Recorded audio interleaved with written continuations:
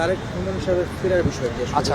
সপরিবারে তিনি আসছেন, লন্ডনে যাচ্ছেন জুবাইদুর রহমান, এই কারণেই কি? আপনারা তো খুব ভালোভাবেই জানেন বাড়ির শীর্ষে কিন্তু একজন ওয়াইফ অর্থাৎ একজন বধূই একটা বাড়ির সবচেয়ে হেড আর কি, কর্ত্রী।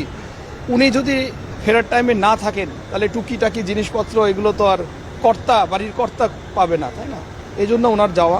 উনি ইনশাল্লাহ 25 তারিখে আমাদের প্রিয় নেতা, মানবিক নেতা জনাব তারেক রহমানের সাথেই ফিরবেন।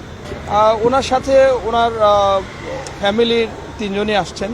এছাড়াও বিএনপি এবং অন্যান্য কিছু নেতৃবৃন্দ সম্ভবত কিছু, খুব সংক্ষেপ, আমি যতদূর জানি 8-10 জনের একটি আসতেছে, এর বেশি কিছু না। ডক্টর জুবাইদুর রহমান একজন ডক্টর হিসেবে আমাদের প্রিয় নেত্রী বেগম খালেদা জিয়ার যত সান্নিধ্যে যেতে পেরেছে, উনি আশিত আছে আপনারা জানেন। একজন ডক্টর হিসেবে এবং একজন মা হিসেবে ডক্টর জুবাইদুর রহমান আমাদের প্রিয় নেতা জনাব তারেক রহমানের সহধর্মিণী, উনি যতটা করেছেন আমি দেখেছি। একজন মার জন্য একটা মেয়ে যেমন করে ঠিক অনুরূপ ওইভাবেই ওনার যত্ন করেছে এবং ওনার খোঁজ খবর প্রতিনিয়তই আইসিইউর ভিতরে তো গিয়েছে। আইসিইউর ভিতরে যে আপনার উনি শুধু, আমি খেয়াল করেছি দূর থেকে আমরা কাছে যেতে পারিনি, খেয়াল করেছি উনি যত পরীক্ষা নিরীক্ষার কাগজ প্রতিনিয়ত চেক করছে এবং ব্যারোমিটার কম বেশি তো হয়, এগুলো নিয়ে ডাক্তারের সাথে ডিসকাস করছে, কেন এটা কি, এটা কেন হবে না, ওটা করলে কি হয়, এগুলো সব সময় সলা পরামর্শ করেছে।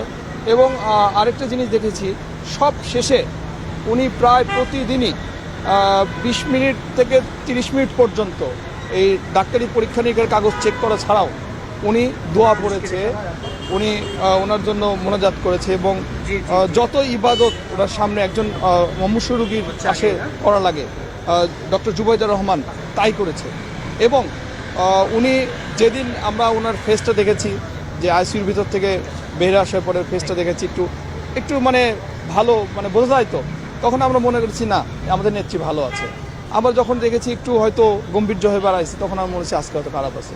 আমরা কিন্তু তাকে জিজ্ঞেস করার সাহস পাইতাম না, এই জন্য যে একজন মানে শীর্ষ নেতা, তার সম্বন্ধিত আর কেউ ওরকম খোলামেলা বলতেও চায় না, তাই না? আমরা ওনার ফেস দেখে বুঝে নিতাম যে আজকে আমাদের নেত্রী কেমন আছে।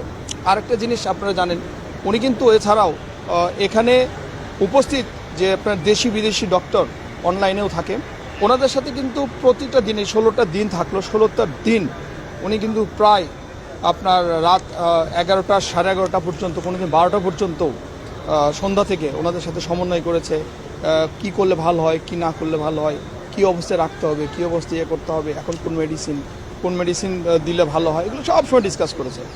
এবং আমি একটা জিনিস দেখেছি, এছাড়াও উনি যখন দেশের বাইরে, তখন কিন্তু প্রতিদিনই এরকম একটা সময় বাংলাদেশ রাত 10টা এবং 12টা পর্যন্ত 2 ঘন্টা 3 ঘন্টা কিন্তু ডাক্তারদের সাথে অনলাইনে সব সময় আছে। এছাড়াও প্রতিনিয়ত সারা দিন ওনার মানে আমি শাশুড়ি বলবো না, ওনাকে মা হিসেবে, এবং ওনার মার খোঁজ নিয়েছে। উনি মানে দ্রুত যেন সুস্থ হয়। এবং আলহামদুলিল্লাহ আমি রুগীর মানে আমাদের নেত্রী যে অবস্থা আছে এই সম্বন্ধে আমি খোলাখুলি কিছু বলতে যাচ্ছি। ডক্টর জাহিদ ওনাকে এটা যেহেতু বিএনপি থেকে দিয়েছে, আমি এই পর্যন্ত বলতে চাই। আর উনি বাংলাদেশ বিমানে রওনা হয়ে গেছেন অন টাইমে, 8টা 30 মিনিট। আচ্ছা, এখান থেকে সিলেটে যাবে, সিলেটে 1 ঘন্টার যাত্রা বিরতি হবে, ওখান থেকে একবারে হিথ্রোতে নামবেন, একবারে টানা 10 ঘন্টা সম্ভবত।